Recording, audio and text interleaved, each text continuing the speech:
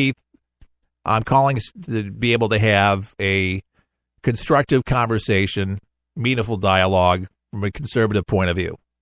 And the only thing that we injected since taking over For the People 3 years ago was we daily infuse it with a daily dose of common sense. And I was just meeting with somebody from 7-Eleven, one of the big muckety bucks, an executive that was overseeing a corporate store. They just, I think, officially opened 7-Eleven around the corner from where I live off West Euclid. It's South Tampa. But anyway, I was excited about it because now I don't have to drive as far. I can just literally more or less walk a couple blocks, if that, to the 7-Eleven. And I was at a dish soap. I was just curious to take a look, what a real nice corporate-y store was. And we got into, chatting about radio. And it turned out he's a big fan of talk radio and said he'd send me an email off it. So I just wanted to give him a little shout out. Store looks absolutely terrific. Really like it. And I'll be frequenting it. My family will be frequenting there. Then they got great coffee at 7-Eleven. They have all the different creamers and flavors, and their hot dogs are just to die for. And I don't eat too many of them, but occasionally, man, they're good.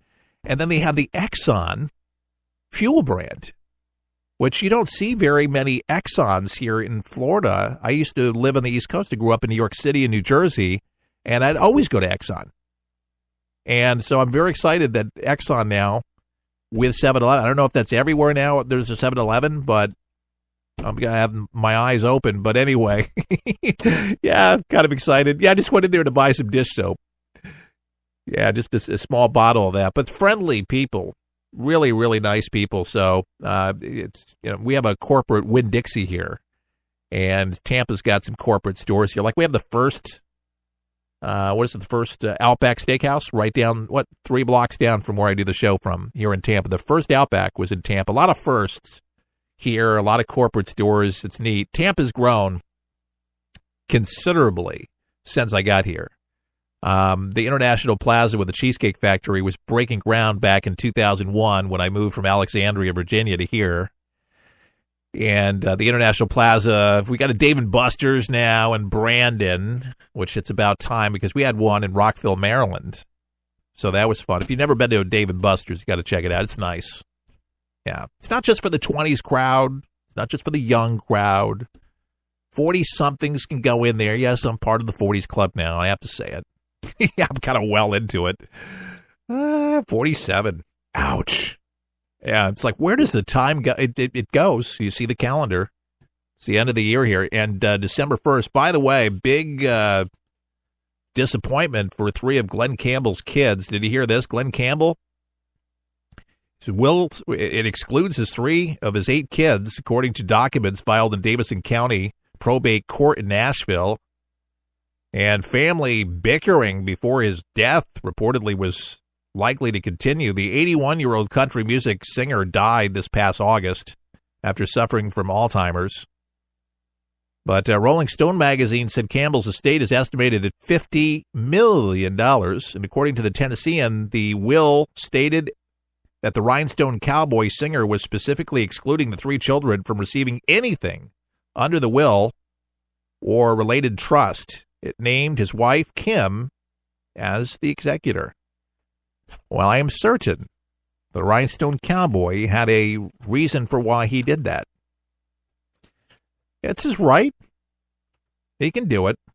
The petition states that while Glenn Campbell owned no real estate in Nashville, he does have holdings elsewhere, the Tennessee reported. The battle over Campbell has been ongoing, with Debbie Campbell, Cloyd, and Travis Campbell accusing Kim Campbell of keeping their fathers secluded from the rest of the family and possibly mishandling his finances.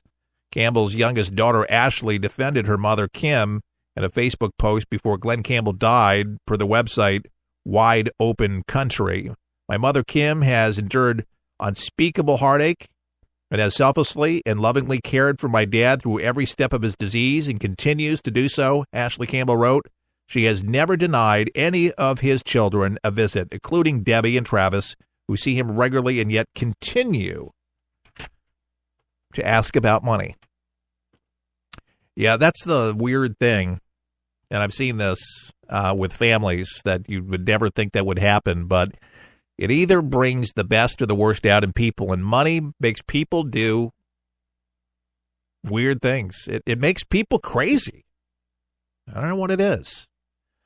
But $50 million, they want some of that cash, and, sometimes I hear that in close-knit families, a loved one dies, and then it's the shock and awe where they've learned, wait a second, I wasn't included in the will, and they're all bent out of shape. They're all upset that they didn't get any money.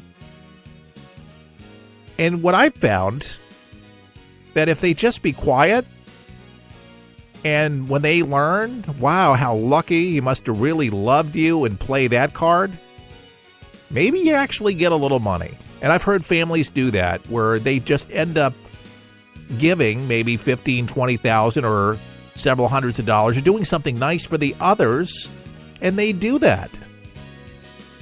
I mean, my mother-in-law just passed away, and my wife wasn't the head executor. Her son was. And he didn't have to, but divided the money. Good families do stuff like that. He doesn't have to fight. Why do that? Listener-supported For the People can be found at forthepeopleshow.com and stations across America. All the best. May God bless.